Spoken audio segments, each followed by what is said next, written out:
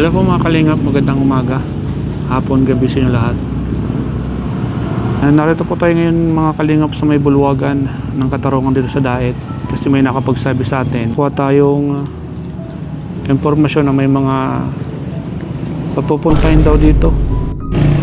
Nag-helmet lang tayo para hindi tayo makilala mga kalingap. Hindi tayo nagtanggal ng helmet para hindi tayo mamukhaan mga kalingap. Kasi may nakapagsabi sa atin mga kalingap, may nagchat sa atin na mayroon daw pong pupunta dito sa bulwagan ng Katarungan, mga galing pong Manila daw po mga kalingap. Kaya napadaan tayo dito para tingnan natin. Alam niyo na mga kalingap, ang ibig kong sabihin, siyempre mahirap na, di ba? Pera po ang pinag-uusapan. Kung may mga dumating po, may mga sasakyan na dumating,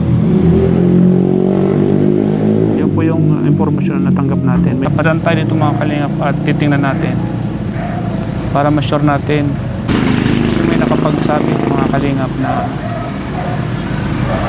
ngayong araw daw na ito ay may mga punta dito. Tingnan natin, kaya tayo nandito mga kalingap. Dito lang muna tayo kasi titingnan natin kung sino po yung mga darating. Titingnan natin kung totoo yung ibinalita sa atin na may mga nagapang daw ng kaso. Yun lang po ang sabi sa atin mga kalingap. Ang sabi po nung nagchat sa akin, pumunta ka ng bulwagan ng Katarungan sa Daet, daanan mo kasi may mga pupunta daw po. Yun lang po yung chat lang sa atin. May mga pupuntang may gagawin at may aayusin. Kaya tayo napadaan dito mga kalingap para tingnan natin kung totoo yung sinasabi po. Kung totoo yung sinasabi nung nag-chat sa atin mga kalingap. Pero may mga tao dito. May mga taong makikita natin mga kalingap. Kanina may mga dumating ng mga sasakyan. Ito natin dito sa sakit.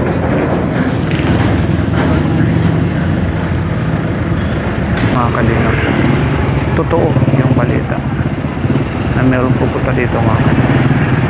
Dito lang tayo sa nagiging ayun, at di ko alam kung sino kasi may mga dumarating, may mga umaalis.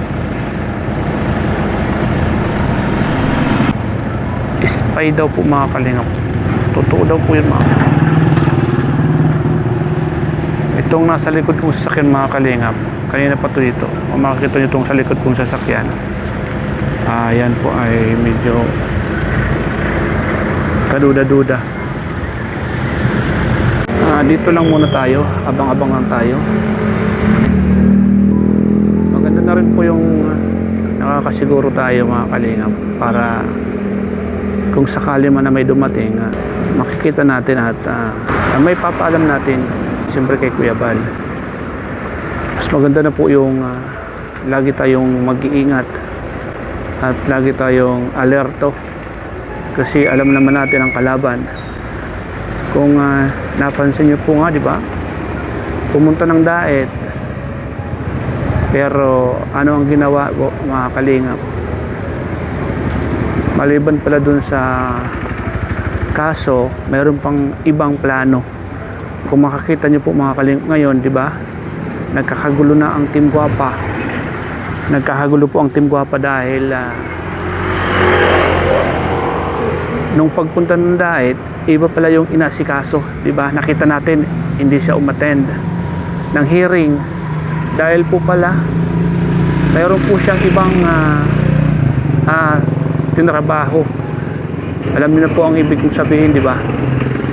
Alam niyo na kung ano po yung kanyang tinrabaho. Kaya nung nag-chat sa atin yung isang informante, isang concerned citizen, di ko alam kung sino, chat lang po ito ang sabi niya po, mayroon daw pong darating sa bulwagan ng Katarungan ng mga taga Maynila.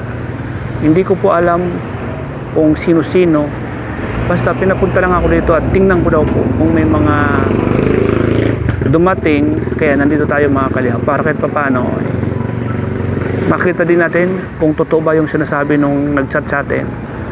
Ang sa akin lang naman mga kalingap, tiningnan ko para sigurado. Kasi kung sigurado man, kung totoo man sinasabi niya, kahit pa paano makapaghanda tayo, di ba? Mahirap na po. Kasi yung kalaban na lumalakad siya ng tahimik, kumbaga may mga tao siyang pinapagalaw na hindi natin nalalaman. May mga tao siyang ginagamit para lumakad siya ng tahimik. Kung mapapansin niyo po, di ba? Nangyari na kay Dr. Love, di ba? Di nag-aalam si Dr. Love, yung kanyang binabantayan ay tinatrabaho na pala ng iba. Kung makikita niyo po mga kalingap, di ba? Ano po yung nangyari ngayon sa grupo nila? Bakit po sila nagkagulo? Bakit sila ngayon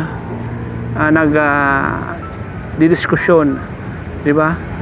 Dahil mayroon pong tumarabaho ng iba, di ba? Mayroon pong humudas, nagtiwala, pinagkatiwalaan, pag nahulog siya sa patibong si Dr. Love. Yan po mga kalingap, dito tayo. Dito muna tayo mga kalingap, magbabantay tayo dito para alamin yung sinasabi po nung isang nag-chat sa atin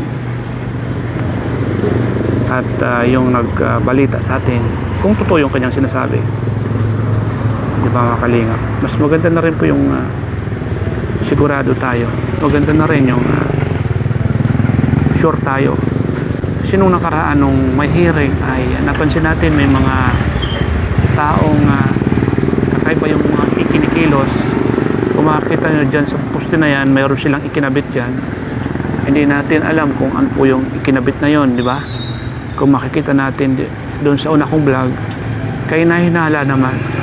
Kasi bakit nung araw pa na yun itinoon yung pagkakabit nila? Marami naman araw, di ba? Bakit nung oras na yon sila nagkabit kung kailan may mga tao, di ba? Kaya nahinala po dito sa poste na yan. Hindi natin alam kung ano yung plano ng kalaban. Hindi natin alam kung ano yung kanyang pwedeng gawin. Kasi nga, di ba, ginawa na siya. May ginawa na po siya mga kalingap. Alam niyo po kung anong ginawa niya? That time na may hearing, di siya dumating dahil mayroon pala siyang ibang ginawa. Yun, di ba? Nag-usisa siya sa pamilya. Nangalap siya ng impormasyon pa. Saklawan yung taong kasamahan at nagtiwala sa kanya. Kaya mahirap po magtiwala sa mga taong ganon. Mahirap magtiwala sa mga taong alam mong iba ang plano, di ba? May lalabas dyan isang sasakyan, kulay gatas na sasakyan.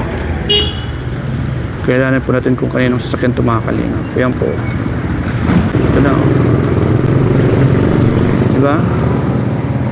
Alam natin kung anong kulay ang sasakyan. Mahirap kasi ang kalaban. Malakad siya ng ibang araw. Natrabaho niya na. Matalino ang kalaban. Kailangan maging matalino din tayo. Kailangan natin magmasid. Kailangan natin magmatsyag.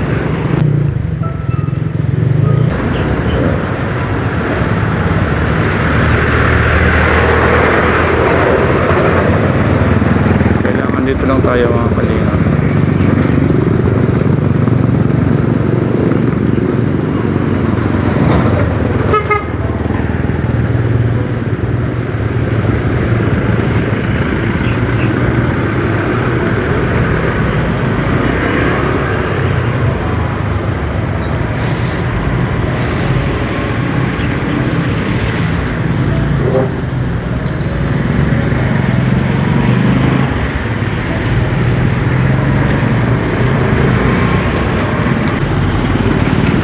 Na yung mga galing Maynila.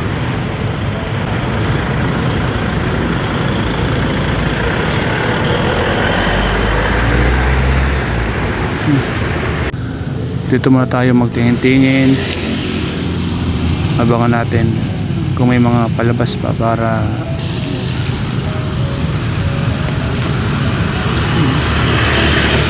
Shoutout po mga kalingap na lahat, sa lahat po ng mga viewers natin. Magandang hapon po sa lahat ng mga nandito. Ito yung bulwagan ng Katarungan dito sa Dait. Alam niyo po mga kalingap, mahirap na kasi mga kalingap ngayon. Mahirap na tiwala, di ba? Alam naman natin yung kalaban kung tumira talagang mailalim. May mga bagay-bagay na bigla na lang natin nalalaman. May mga bagay na pailalim siya kung kumilos. Alam niyo po mga kalingap, di ba? Mayroon na po mga kalingap maungasan o maunahan o magulangan, di ba? Kailangan lagi tayong alerto sa mga bagay-bagay, sa mga mangyayari. Kailangan tayong handa. Kung ano man yung mga natatanggap nating message o yung mga balita na ipinaparating sa atin, wala naman masama kung titingnan natin, di ba mga kalingap? Mas maganda na yung nakakasigurado, mas maganda na yung tinitingnan kung sakaling totoo, makakapag-ready tayo. Kung hindi naman, kung nanduloko lang, so at least, di ba, nasubukan natin, at least tiningnan natin mga kalingap. Kasi sa panahon kasi ngayon mga kalingap, wala naman mawawala kung titingnan natin, wala naman wala kung i-check natin, di ba? Ang mahalaga po ay nakakasigurado tayo na hindi tayo maisahan ng kalaban. Kaya nandito tayo ngayon sa bulwagan ng Katarungan para tingnan, magmasid, alamin yung nag-chat sa atin kung totoo o hindi, di ba? Wala naman mawawala kung gagawin natin ito. Kaya sa lahat po ng mga kasama natin dyan, kababayan natin, kayo na po ang bahala, musga. Kayo na po ang bahala kasi kayo po ang nakakakita at kayo ang nakakaalam ng mga totoong nangyayari. Ayan mga kalingap, dito tayo mga kalingap po sa bulwagan ng Katarungan sa labas. Dito muna tayo, tumatambay muna tayo dito para may pakita sa inyo kung ano po yung maging lagay at kung ano yung totoo doon sa nag-chat sa atin, di ba mga kalingap? Ayan po, ayan lang yung bulwagan, no? Mayarap na, sa ganda na yung balay natin, biglang may lumabas dyan, di ba? At namukhaan natin, maganda na yung ganon. Di natin alam, di ba? Baka mamaya mayroong isang grupo na yun na pala yung inaabangan natin. Malay natin totoo nga yung nag-chat sa atin, di ba? Totoo nga yung message na may mga tao na pupunta dito sa bulwagan ng Katarungan para may gawin, may kapangin, may ayusin, di ba? Mahirap na maungasan. Alam naman natin ang kalaban ay